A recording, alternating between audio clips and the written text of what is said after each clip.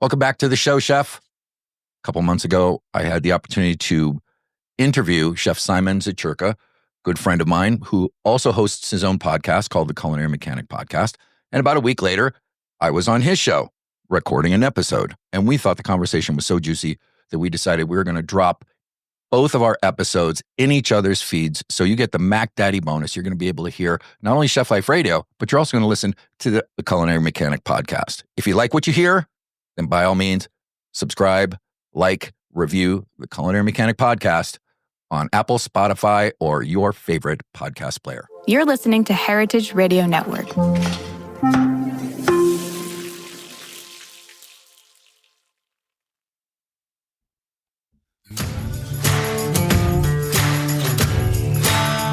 From kitchen chaos to well-oiled machines, get ready for newfangled technology and old-school know-how. Stories and a good bit of fun. I'm Simon, and this is Culinary Mechanic. So you want to know the Batman origin story? Yeah. Okay. There was it's so hokey because where I lived in Hammond, Indiana, which was right between like Chicago and Gary, my dad was a college professor, and on his breaks and at lunchtime, he would go to a local restaurant, which is called the Big Wheel on Indianapolis Boulevard. Kind of been there forever. And I was always kind of curious of who my dad was out in the public, right? I'd never seen him teach. All I knew about him was like my experience at home, which was, sometimes rocky. So when the opportunity came up for a dishwasher position, I took it. So I started working at the Big Wheel as a dishwasher. Hating life, man. I mean, they beat the shit out of those pans. I'd be scrubbing them, trying to get them clean. I think even today, there's probably a stack of 12-inch saute pans stuck up in the popcorn ceiling that I just refused to finish up. But and sometimes I would catch my dad. He'd sit at the counter, and there was the main cook. Her name was Artelia White. She had a gold tooth in front. And she worked the wheel, back in the day when there was a physical wheel. And she would sit there in the window and just kind of chat back and forth with my dad. And he was kind of, chatty up with the waitresses and Dr.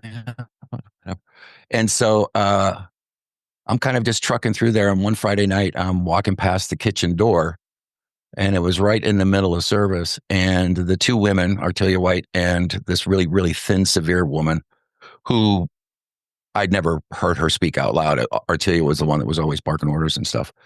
But it was just this one weird moment where I turned my head and I saw the two women engaged in this dance where there was pans and steam and food, and they went together and passed, like they moved in such a dance that they didn't communicate anything outwardly, but it was so smooth and beautiful in that one moment. And I turned away and I said, I don't know what the hell that is, man, but I got to get me some. So I tried doing other things. I sold clothes. I sold Tom McCann shoes, but it just seemed like every time I came back to working in a kitchen. And the first time I got a cook's job was at a Greek restaurant in a mall. And the guy says to me, so you know how to clean beef tenderloins, right? And I said, oh yeah, sure. And the first day there's another dude standing next to me. We got our cutting boards and a stack of, a case of Pismos. And I'm kind of like watching out of the corner of my eye to see how he's doing it. And I'm trying to mimic what he's doing. I think like there was more meat than silver skin in the garbage can at that first one. I mean, I just hacked the shit out of it. But I seemed to learn really, really fast. And the thing that struck me was the sense of community in the kitchen. Like that's the first thing that really pulled me in, was this kind of idea of the island of misfit toys where, it didn't matter where you came from, what you did, that as long as you could hold down your station and work hard, you were accepted. And so that's kind of the thing that relational connection to me has been the thing that's always driven my career. I never really thought I had this idea of like a specific type of cuisine that was going to be Adam or trying to be avant-garde or trying to be ahead of the curve. Although when I moved to South Florida, there were a group of us that were following the Mango Gang, which was, Alan Susser and Norman Van Aken. And we were kind of like the ascendant group of chefs. And so that's when Floridian cuisine was really hot and stuff like that. So got in the middle of that, but always came down to like the crew, like feeling part of the crew and feeling what that was like to go through, hell and high water through a shift, only to find out at the end that there were no bringbacks. It was a perfect score, and you look around at one another, and you go, "Wow, did we just do that?" Because there's always that one moment in this shift, in the peak point where like time compression just comes in, everything slows down, and you feel like right on the edge of everything going sideways. And somehow it's always the team that pulls us through, right? And so I've been motivated by that type of passion and compassion all through my career. And it's been a labor of love. And the industry's given me so much opportunity to learn and to experiment and to be different versions of myself, because I was very focused on becoming the apex predator in the punch bowl. From where I grew up in Hammond, Indiana, I understood that if I wanted to be a chef, I had to kind of hop jobs, Calumet City, South Chicago. If I was going to get up in the city, that's where I could be a chef. And I got as far as Calumet City before I like just was shaking my head. I was a sous chef at a country club, and the executive chef was a woman, and she decided to visit upon me every slight, every ill that she had to suffer. So I was basically the emotional whipping post for the entire group of men. And I learned very, very early on that having the feminine in the kitchen is a really good thing. Like, it provides balance in so many ways. And so my very first executive chef job, my sous chef was a woman, and she saved my ass from getting fired several times. And she said, we had a goodbye for me after a year and a half. And she said to me, Lamb, you weren't a very good chef when you started, but you turned into a pretty good one. And coming from Lori Walker, I took that high praise, man, for sure. That's good stuff. I listened to that, and I just remember somebody I was talking to not too long ago say to me, kitchens in some ways, especially back in the day, were like the last true meritocracy, right? Yep. It's like everything. It doesn't matter if you had green. Well, no, it didn't matter if you had green hair or if you had a mohawk. Or nowadays, it's like you got piercings, you got tattoos, whatever that is. It really, it's like kick ass in the kitchen, and kick ass on your station and keep it clean, and you're gold. Talk about like the perfect score. I worked in a steakhouse back, so that was, in the mid '90s, and it was all wood fire back when it wasn't as popular, right? And instead of being this sort of the more shallow grates, these grates they were easily 32 inches deep. So you had long tongs, and you were reaching back over fire to get that like well done back in the corner. You also had a Bain Marie of ice water to stick your hand in. Oh yes.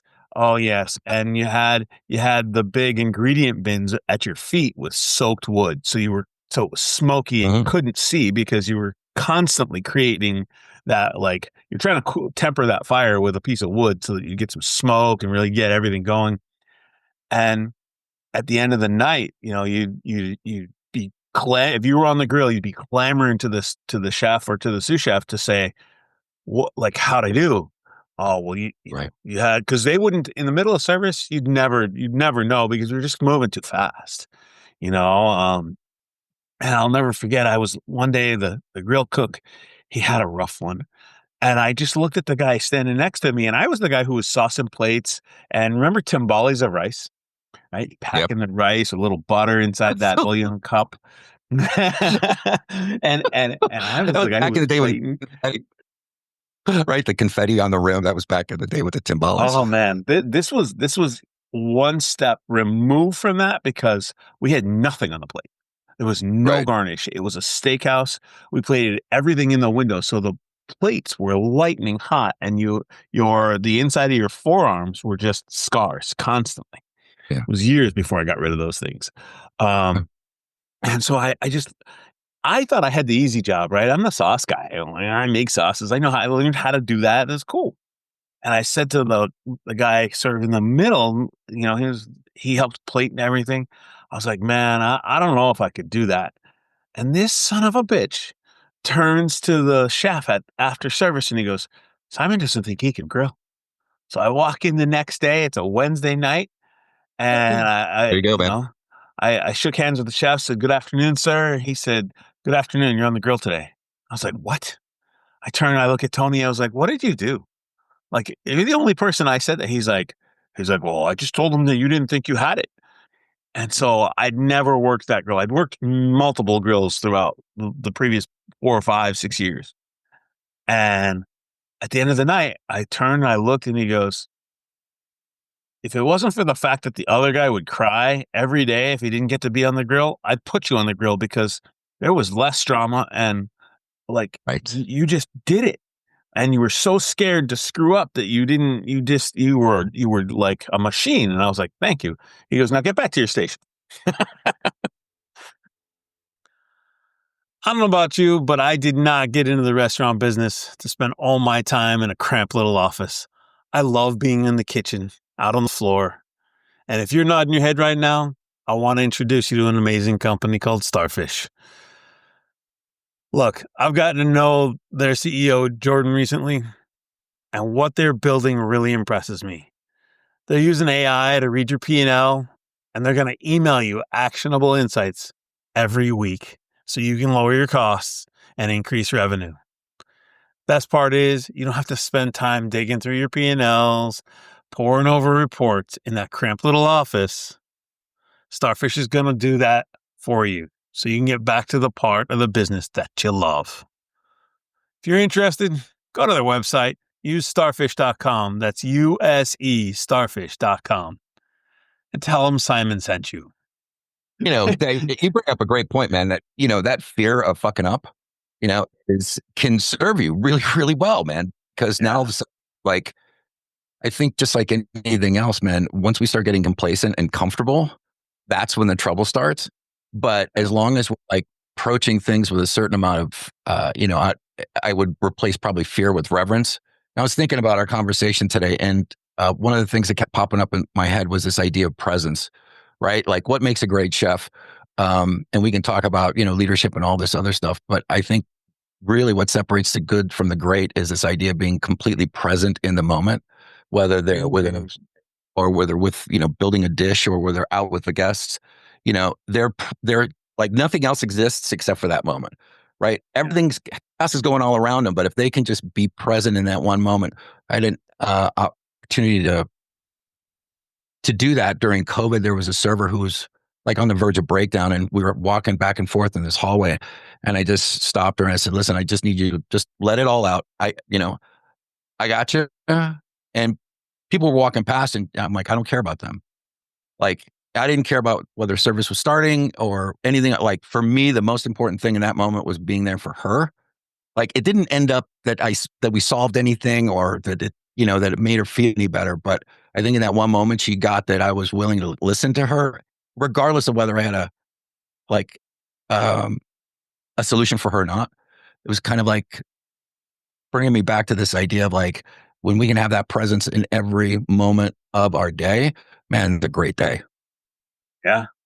I think for me, like I had a time in my sous chef career, it was probably 4 or 5 years long, where I was this spaz, man. Like things would hit me in the face and I'd be like, oh my Yeah.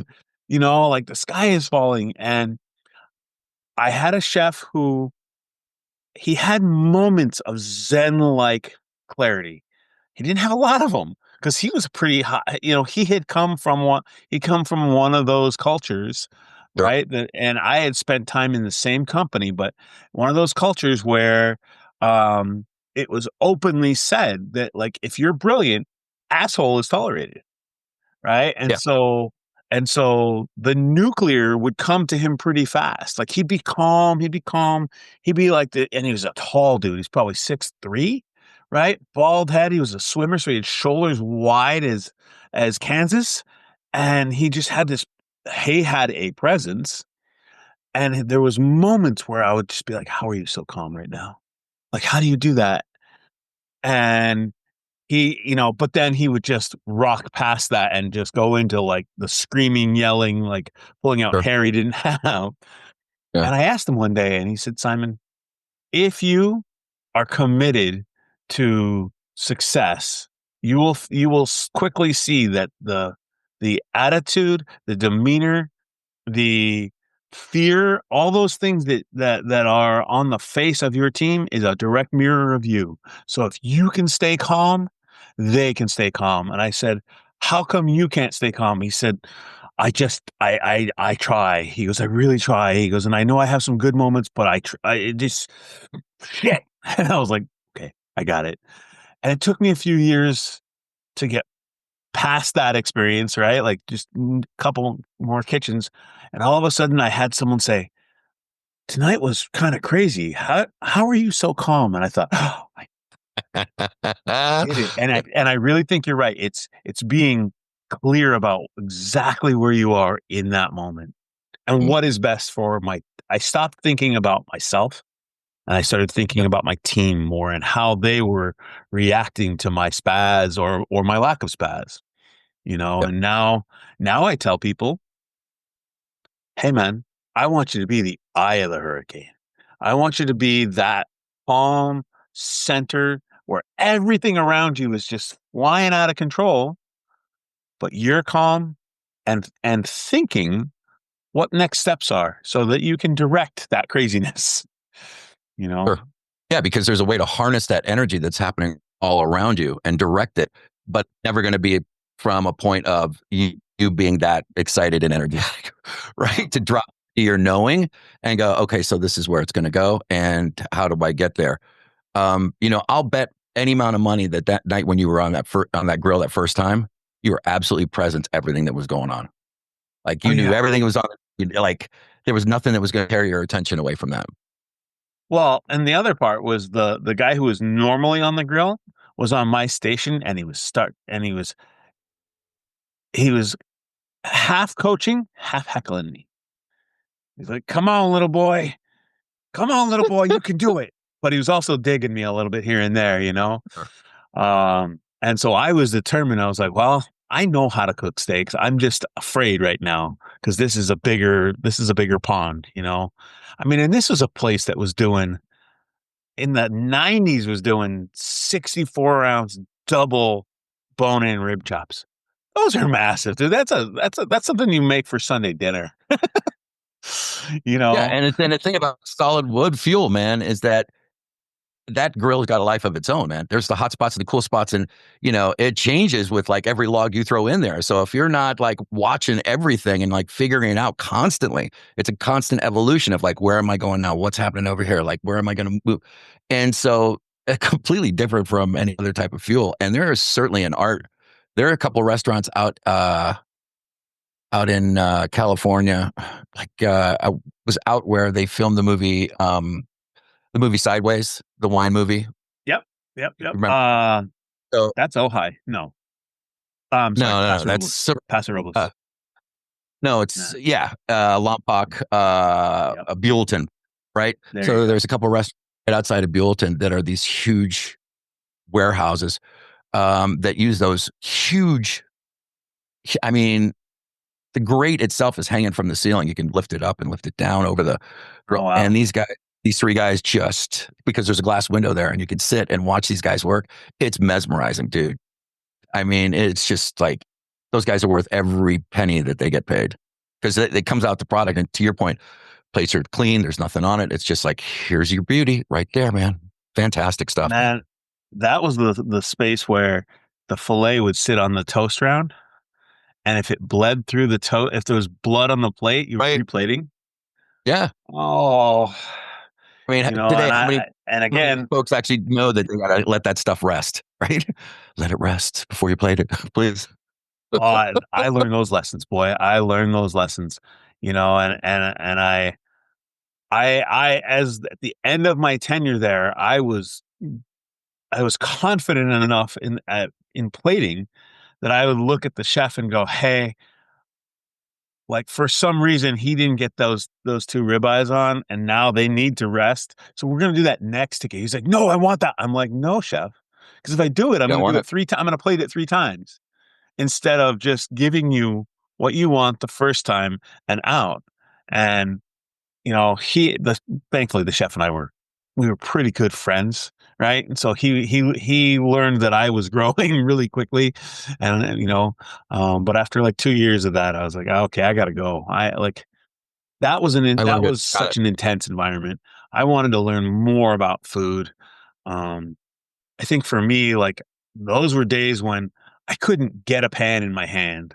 I'd walk in and they'd see grill cook, and I was just stuck on the grill, I started lying. Right. Like, what do you do? I'm a saute cook, and the first time I did that was rough, but I learned, I was like, I'm like, I'm just a little rusty, Right. and then the Exactly. cook training me would show me. And, I mean, I was in Albuquerque, New Mexico in the 90s. It wasn't exactly a food mecca, you know, Sure. there's a couple places, but man, If I could just round back to that first yes, experience sir. working at a Greek restaurant, I learned a lot there. And one of the things that I learned had nothing really to do with cooking, but the owner, about 10:45 every morning would tell me, okay, load up the griddle, with liver and onions. And I'm like, what? Now you got to understand, liver and onions was not on the menu, but he had Okay. me do entire, 36 inch griddle with liver and onions right before the doors open. And after a couple of times, I said, "Well, if this is not on the menu, why are we doing it?" He said, "Did you ever smell it outside in the hallway?" And I'm like, "No." So then he had me go out into the hallway in this mall, and as I'm walking past, you don't really know if it's liver and onion. Like all you know is you start salivating, and that's how he would get people guys to come in to have. And I'll tell you, man, I remembered that 20 years later when I was at a seafood restaurant in Fort Lauderdale, Florida. And what I would do is right at the hostess stand, I would put up a little burner with a pot of oil and herbs, rosemary, garlic, and just on a slow burn and have that kind of waft while people walked in. And that's really cool. Like when you can start exciting those senses. I was reflecting on this the other day as well. It's like when you're in the kitchen, like you have to use every single one of your senses. Like you can't have earbuds in because you got to listen to shit in the pan. You can't like Yeah. every single of yours is heightened and it becomes developed in such a way that you can tell when you could see a pan and know that something's not happening right because you can't hear it or you can't see it in a particular way. And I think a lot of us don't really give ourselves credit for the hypersensitivity that we become accustomed to, like that is part of what we do. So that when we go out into the real world or the other world to take a job somewhere else, our senses are like, well, what do you want me to do now, man? Yeah, I mean, being able when you start to understand that like something that's sautéing has a higher pitch when it's starting to burn, Oh, mm, right? ah, And it took me a while to figure that one out, and I learned it with mushrooms. And oh yeah, so the squeak in the so so right, so when all of the moisture goes out, basically what happens is when you boil all the moisture out of the mushroom, now it's just frying. Right, and it makes a different pop, and when I learned that, I started, like, turning up the heat on mushrooms to listen to them. Right, and then so now I'll be at home, and I'll be cooking, and maybe I'll, like, "Oh, that's got a few minutes," and I'll walk around the corner into the living room, and now it's like, "Oh, wait, I can hear the tone has changed. Time to go back," and the first time I did that, I think in a professional kitchen, somebody looked at me like, how did you do that? I'm like, listen to it. It's gonna tell you the story, yeah, right? exactly.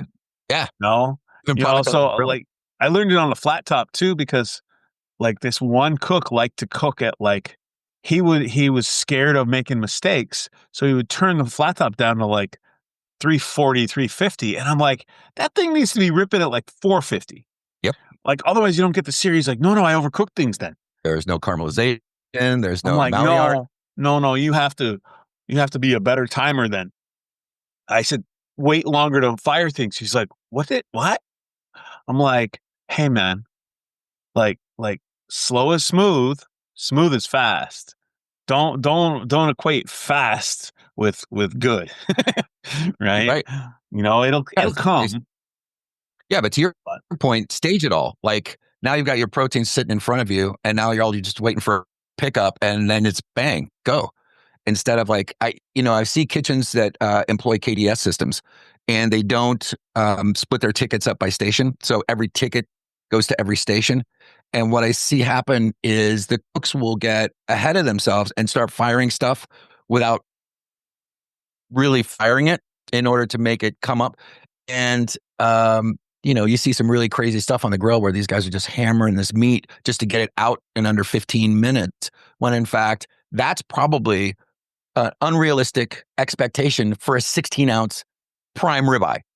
You know what I'm saying? Like, that is not doing that meat any justice. So there was a place in Fort Lauderdale that same seafood restaurant. I had the only printer as an expo. Nobody else had any tickets, and I had 7 stations, and we did 750 to 1,000 covers a night, and we never missed a beat. But you get to be really, really good at calling out stations and pick up. Now, you might need 3 busboys behind you to boost trays because it's coming out so fast. But you get to dictate windows and stuff. But it really start to appreciate how long it actually takes to saute a pan of scallops, you know, versus grilling a piece of fish. And when now it's time to pick up, because our job is to make sure that that food is at the height of perfection, not only from a raw state, but also from a cooked state at the time to get it to the table. Because after that, there's declining benefit to, like, now it's sitting in plate. Now the juice is pooling, like especially for scallops. So it's a real art form that I think, again, not a lot of people appreciate, and I don't think we give ourselves enough credit for. Yeah. Adam, I love how when you and I talk, like you strike such deep things in my brain, and I want to completely shift gears and talk about But exactly good. what you just said, which is, in today's world, and I want anybody who's listening or watching out there to understand that KDS is more prevalent than it ever has been before. Kitchen display system, it's screens instead of tickets, and it's taking away some of the art of expediting, right? We're seeing more things get split up onto things. And I think that my point that I want to make here is, it needs to be clear in the minds of the proprietors, the owners, the chefs, the dining room managers, that this is a new art, right? This is a new skill.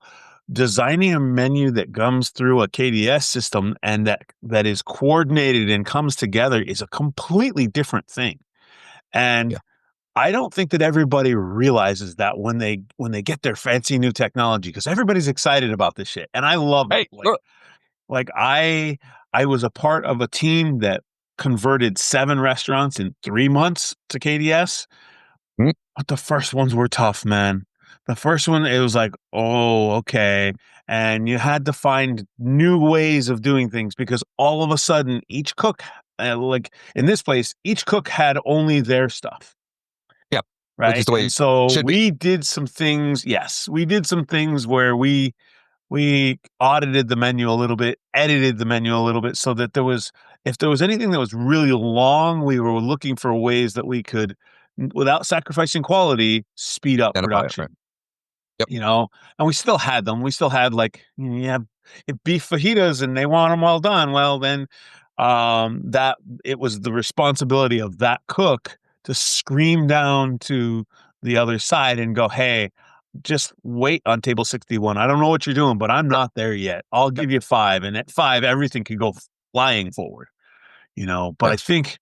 I think it's really important to understand that how technology is changing what we old guys have done for decades, right? It's not the same madness. It's a new Yeah. madness. I couldn't agree with you more, Simon. The first thing I guess I want to say is I'm a big proponent of technology, right? I think that there is a place for it in all our operations. And my rule of thumb is if it will provide me more opportunity to be front facing to the guest, then I'll look at that. But if it takes me more time to being in the office, I don't want to know. So to your point about KDS, I think even in the best of times, like when it went from, Expo only having to the printer, now every station has a printer. I think the same thing applies from KDS. I don't think KDS which is an incredibly dynamic system. And to your point, needs some adjustment. I don't think that that means that you go without a fucking expediter. I think the expediter is even more essential then, because all you're doing is letting the cooks know that they've got 12 chicken all day on their station. Right? That's probably the best thing that it does. Now you can look down and you can see one of the problems with KDS is if you have, say, most pantry stations also have their dessert stations incorporated to that. Well, if you got 3 6-tops and 4 2-tops, and all you got, you're looking at this window, and all you got is salads and stuff showing, and all of a sudden you've got desserts that pop up. Well, the expectation is the desserts should go out before the 6-top goes out because you don't want that 2-top. So there's that nuance where an expediter can actually be helping the guys going, okay, wait a second. If you scroll through, like click through your screen, there's one at the bottom. We need to get that out first. So I don't think it's, I think it's a great addendum too, but I think anybody who thinks that they shouldn't have an expediter is missing the point, because again, there's all kinds of garnish, there's all kinds of sauces and stuff that need to happen. And really a high value expo person can take care of a lot of that. And it shouldn't necessarily only be like an assistant manager, front of the house manager who's doing it because he's got extra time on his hands. This needs to be a position that's very well thought out and valued, because it can make or break a lot of operations. Yeah, Just from a sure. food quality standpoint. We had, I worked for a company for a while, and it was a short window, but boy, it was a neat one. And they turned the expo into the FQ, which was the food quality specialist. And it was kind of an interesting thing. It Sure. was wasn't quite a full big corporate move, but they they loved it, and then they started looking at the additional labor that we were incurring, because we weren't just bringing in an experienced busboy to do it, right? Like that's what a lot of times happens. You get on the outside and you get an expo, and he's like the best busboy, Right. Food or the runner best does. food runner. And so what we were doing was really taking guys and gals who were line supervisor, junior sous chef qual, like they were good cooks, right? And I used it as a lever because I could go and then take that expo position over on when things got deep, and I could send that cook in. I could send that person into the line and go, here, dig them out. Or I could get back behind the line and talk directly to that person and help dig, right? Well, we used to call that the hammer and the anvil, right? So you've got that one that's a floater on the line, and you're like directing, okay, go down to saute because we're Yep. back, like, and you're providing assistance to that and leverage in that particular point.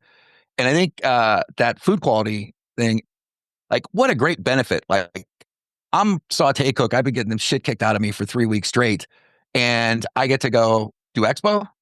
I get to do food quality one night. Like, it's an additional benefit we can provide our cooks. And I mean, the implication is that that person knows the food so well that not only their station, but all the stations, they have the critical eye and skill to be able to look at stuff and know if it's right or not. And I think that's a great acknowledgement for somebody who, has been in the trenches and has an opportunity to, like, just take a breath. And to your point, gets in the weeds, that time compression where everything gets slammed. I opened up a restaurant in a movie theater in Boca Raton, Florida. The very first time a full service restaurant was in a movie theater. 60-inch love seats in these balconies, and there was like 150 seats in the bistro, and then another 150 seats in the back, more formal dining room, and then some other stuff we used to do, the concessions. But every night was like, you got people who got a place to go. They sit down, they come in late. Okay, my movie starts at 8. Can I get my food? Like, we had to go through that every single night. And I remember quite clearly, man, 7:45 one night on a Saturday, I just let the machine run. I mean, the tickets they were piling up on the floor because we just needed a minute to regroup. And this is like 10 guys on the line on 5 stations, and they're beating ass. We need 2 expos, 4 food runners, because again, there's a time compression now. And then 20 minutes later, it's dead quiet in the kitchen, and it's going to ramp up again. So that opportunity to give everybody a break and a breather, I think, is really important, man. Oh yeah, the master reset button is key. I learned that from getting crushed at this one seafood restaurant here in Seattle. And what I learned to do was make eye contact with my favorite busboy and go, and I'd make the kind of the drinking gesture, and he'd go and grab a full tray of cups for the kitchen and fill them with water, and then he'd let me know that he was there, and he'd come down the, I'd say, okay, come on. And he'd just walk down the line handing out waters, and I would make everybody stop for 30 seconds. And it was usually when we were just getting just destroyed. And the first time that happened, the GM looked at me and she said, "What are you doing? Why are you stopping?" I was like, "Because we're not, we're Not like machine. spinning out. You know, we're in the Chevelle SS just burning our tires, man. We're not going anywhere. Like Right. everybody's sputtering, everybody's like stupid right now." So I would make the saute cook just turn off its burners. Like you take your shit out like on the grill, grab a sheet pan, put everything on that sheet pan for 30 seconds. Drink your water all the way down, hand the cup back to Jimmy, and then, okay, are you ready? Sweet. First three tickets, next three tickets, next three tickets, and then that last service would go, and everybody would high five, and we would Sure. slay it, and then get But ready for the 9 o'clock rush. this comes right back to like the underlying theme of the things that we were talking about, like the chef as leader, right? To be able to have that presence of mind of like going, we are on the verge, man. We are like the car is tipping over on two wheels right now, and if I don't pull back, not in a crazy way, like not like oh damn it can't, no, just to be able to pull back just for a few moments. And to your point, it just takes a moment to reset, and everybody goes, what? Uh, okay. And then they double down in their effort. But if we're not the ones leading emotionally, because everybody's keying on us, what is he going to lose his shit now? Like, do I need to lose my shit or no? Like, no, dude, we're just gonna have a glass of water now. That's all we're gonna do. No, Yeah. Brother. I've since those days, and that was probably 15 years ago. I've realized that it restores humanity. Sure, it does. It's really what it Absolutely. does. It really restores. You stop being that machine or that robot for the business, and you're a cook, and it's hard. You know, and I think that once I learned that, I started teaching it, and I saw it happen a couple times where the sous chef would just be like, get some water, get some water.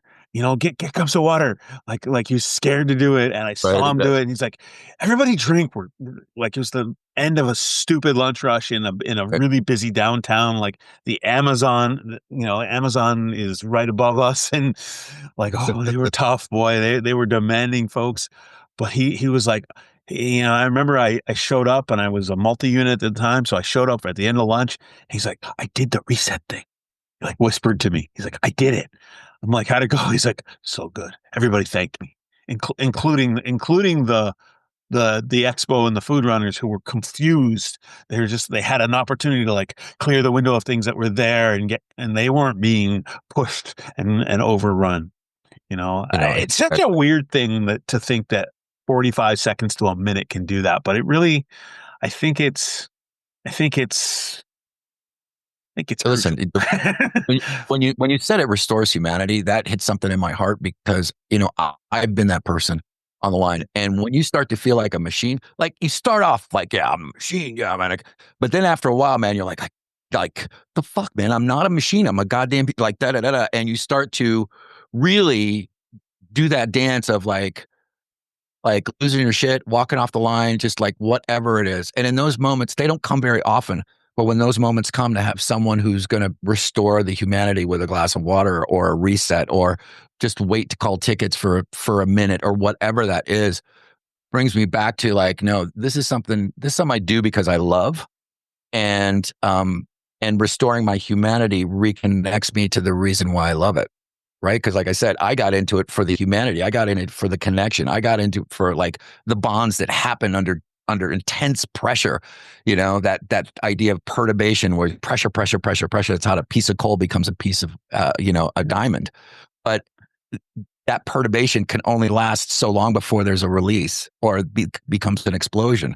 And so, to your point, I think that comes from wisdom, that comes from maturity, that comes from experience, comes from being there, and I think it's a perspective that many more people should share. Yeah, I mean, I think the one for me that really like as I've gotten older, I start to realize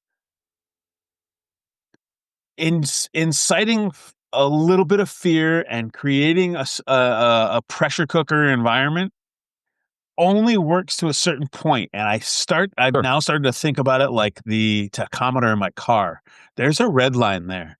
And up to that point, you can create some great stuff, right? Like you can motivate people to go fast and hard. But at some point, like you hit red line and then it starts to go down. And the reality for me is you can only get people to make great food at that red line for a little while, because at some point stressed cooks don't make better food. Anxious cooks who are in fear of their job don't make better food. I don't care what anybody says. Like there's a point, yes, you can do it, and we've seen it, and it's glamorized in on TV sometimes. Our buddy Gordon Ramsay has made a career out of showing that. Sure. Oh, But it's a shtick. it totally is. Like I Totally. got to be behind the scenes years ago, on the set of the second season of Hell's Kitchen, and that guy he was instructing people to turn off ovens and turn off AC just to turn up the heat on people. Right. Right? And so Exactly. that's show, and I think 'Cause it's that people need to understand right. that. Right. But there's a breaking point. There's a red line to a human's capacity to do great stuff, right? Under that much pressure. I think that Right. that's why, people are being nicer and kinder, and I think hopefully more focused on standards rather than just greatness, right? Because Sure. it is damaging at some point to people's psyche. And you've talked about it for years. I've talked about it for years, but I think that remembering that we are human beings that are actually like trying to do something that we are passionate and love, right? And I implore people nowadays to ask themselves, so was that fun? Because if it wasn't fun, like how do we make it fun again? Right? What's the point of doing it? I mean, Yeah. I always stand by this. Like this industry is hard, and that's okay. It just doesn't have to be harsh, Yes. right? Yes. Like the fact that we are held to a higher standard, that we are, you know, asked to do things with our mind and body and spirit that push us outside of our comfort zone, I think serves us overall to understand what resiliency and adaptability might mean in our personal lives as well. Like it's okay that it's hard. It just doesn't have to be harsh, right? And that's where it comes from. Like don't don't be an asshole, but don't be a doormat either, right? And the only way you can bridge the gap is by leading with standards. Period. End of story. Because anything else is just leading by personality, and then you're up to whims of whether I feel good or I feel so. Yeah. Yeah. Yeah, I've been joking recently that I want that my first book is going to be "Hey Chef, Don't Be a Dick." For a while, in a series of posts called "Don't Be a Dick Like Me."